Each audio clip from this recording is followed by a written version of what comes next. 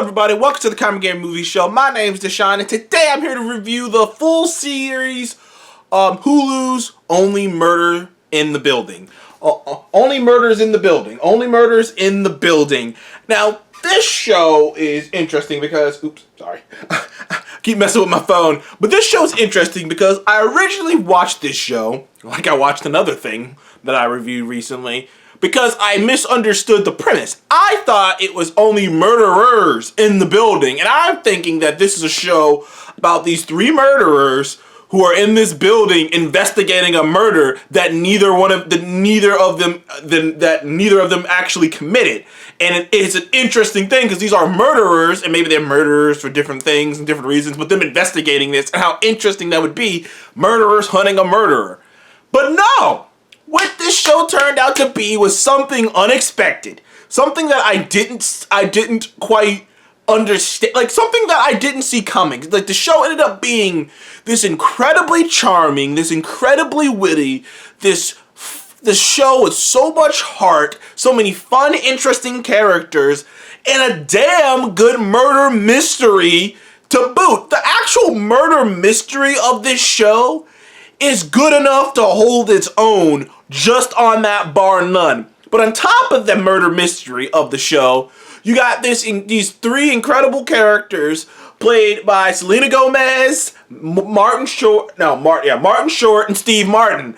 These actors who you would have never in a million years pictured being together. I remember Steve Martin from, like, Bringing Down the House and Trains.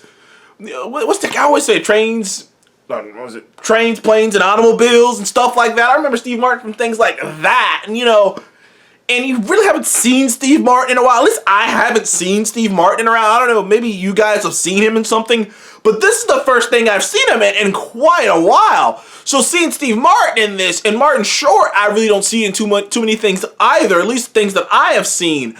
I haven't really seen him in a while either. And then you got Selena Gomez in here, and this trio, this odd trio that have no business being together. Like when you hear that lineup, like, this show is gonna be built around Martin Short, okay. Steve Martin, okay, I can see that. They're both, older actors who've worked in Hollywood for a while. They both have comedic chops and whatnot. And Selena Gomez, what? You kind of go, what is that? What is this gonna be? But it ends up being this interesting, like, they end up working together just oddly. The dichotomy of them, of her youthfulness and her wit and whatnot, playing off of them and how different they are. All three of these characters are so vastly different from one another, that they end up becoming just, like, together, they're just fantastic. I am always glued. They're hilarious together. There are many funny things. Now, the jokes in this, now let me just start by just describing the actual show to you before I get too much into that. The show takes place in this building. I believe it's called the Icon or something like that, but it's this big building. Pretty much only rich people or people with really good jobs staying in this building. It's in New York City, and New York City is kind of cool in this because New York City is like almost a character in this show. The way that they describe it and just kind of the vibe of it is so New York. But I'll get to that in a later bit. But one random day, these three characters walk in an elevator. Mabel, I always forget, I'm terrible names. Mabel, Charles, and Oliver. Mabel, Charles, and Oliver walk into an elevator. They're all at different points in their life. They're all going through things, and, like, that's one of the more great things about the show is that all three of them are going through interesting, relatable / just different, unique situations that makes all three of them endearing. And they just meet. By happenstance, they just happen to meet in this elevator. And another man named Tim Kona comes into the elevator too. And, they have awkward interactions, which they don't get along with each other at all. And that's the end of it. And they each go to their, apartments, and they're chilling in their apartments doing their thing. Fire alarm goes off. Everyone clears out of the apartment. Everyone clears out. Everyone clears out of their apartment and everything. And all of a sudden, the cops show up. And while everyone's clearing out of their apartment, I'm getting ahead of myself. While everyone is clearing out because the fire alarm went off, and they live in an apartment complex, but fire alarm went off. they notice something about one another. You know, they notice something interesting. They all three of them have a fascination with murder mysteries, in particular, murder mystery podcasts, as one of them is listening to a podcast that another is listening to, and they bond over that. And then all of a sudden Selena Gomez character hears something about it, and they bond over that. And then they're sitting at this table. These guys who had nothing, these three characters had really nothing in common, are bonding over this thing. And I remember thinking when I was seeing that sequence, I'm like, that's so relatable to me. I can't tell you how many friends I have that how some of my friends I'm only friends with because we bonded over one thing, and that one thing we both really liked enough that we started hanging, and then we started bonding over other things. So that's such a real thing to me. It's just like bonding over a passion, something you are into. And like I said, there's so many people I've met and so many people I'm cool with just because we've liked one thing. We both really enjoyed one thing, and we just kind of build around that. And next thing you know, we're really good friends.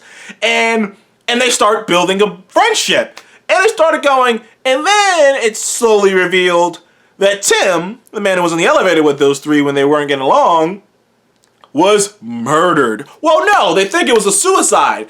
But it's clear that since they've watched all these murder mysteries, of course, they're jonesing. That's where the dark comedy comes in. They're like, are we going to see a body? We need to see a body. I mean, we can go in there and see it. I mean, we can figure it out. We watched all these murder mystery stuff. So the show ends up being both simultaneously a commentary on how people are really obsessed with watching, the documentaries and the murder and the true crime shows, and how there's an entire channel on TV dedicated to just true crime murder stories.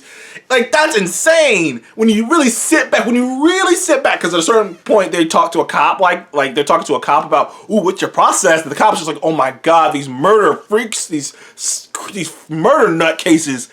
And it kind of has a commentary on that, on how it is a bit uncomfortable, particularly how America is so cool with like this should be disturbing, and this has an entire channel dedicated to it.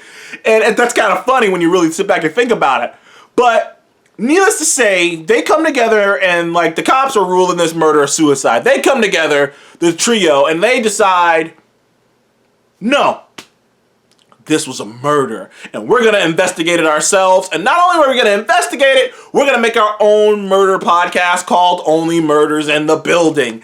And the rest, and a journey in a murder mystery of dark comedy and proportions ensue. This show is fantastic. I loved it. I absolutely loved it. It was a weird journey for me. Once I started getting going, it's like once I realized what it was, the characters are just so endearing. The comedy is so witty and so well written, and it's comedical.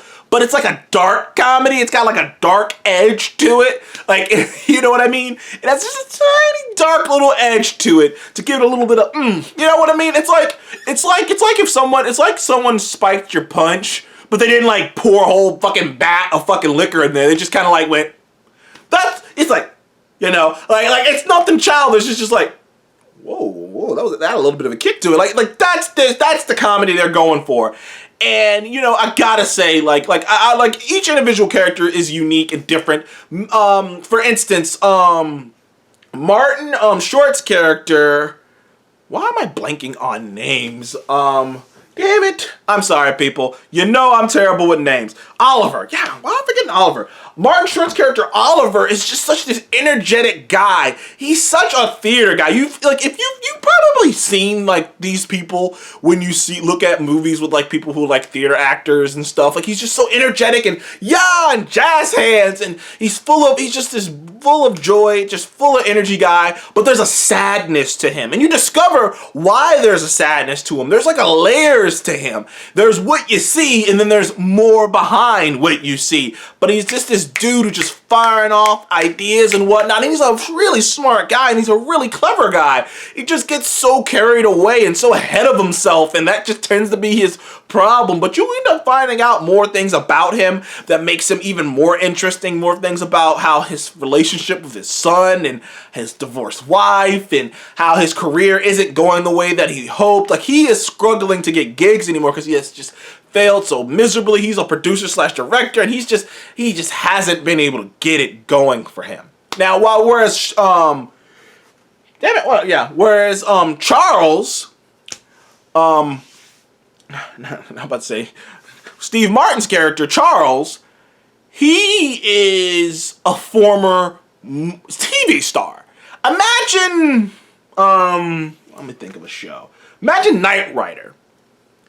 Imagine if the Hugh Hefner, Daisy Hasselhoff. What the fuck am I talking about? Hasselhoff. Imagine if Hasselhoff had just made Knight Rider. He would still be known for doing that. He'd still be making money off of the reruns and what they do, but that would just be what he's known for. And that's the situation Charles is in. He's lost a lot in his life. He's been an isolated dude, a dude who doesn't have as much confidence in himself. You know, he's not hurting for money because, like I said, he's still getting royalty checks on the show that he worked on called Brazos. Ironically, this Brazos show was about him being a detective, a hard-boiled detective. So I think that it's pretty ironic that, you know, he's doing this investigating thing. But, you know, life isn't really going the way he wants. He's kind of a lonely dude. He's a really lonely dude. Whereas, he just doesn't have enough going on. He just doesn't have enough going on. Whereas, like, Oliver, while he might be technically alone, he never seems like that bothers him more than his mistakes and his past, and that he's not going the direction that he wants to go. That bothers him more than being alone. Whereas Charles just kind of silks in it. And you see it at the beginning. He's just in this apartment, this beautiful apartment, this really nice apartment by himself. He's not moping. It's just kind of sad.